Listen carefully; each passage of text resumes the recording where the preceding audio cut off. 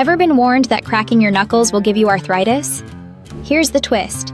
Decades of research show no link between knuckle cracking and arthritis. But what actually causes that familiar pop? It's not your bones grinding or joints wearing down. The sound comes from bubbles rapidly forming and collapsing in the synovial fluid that lubricates your joints, a process called cavitation. So while the noise might annoy those around you, it won't harm your joints or lead to arthritis.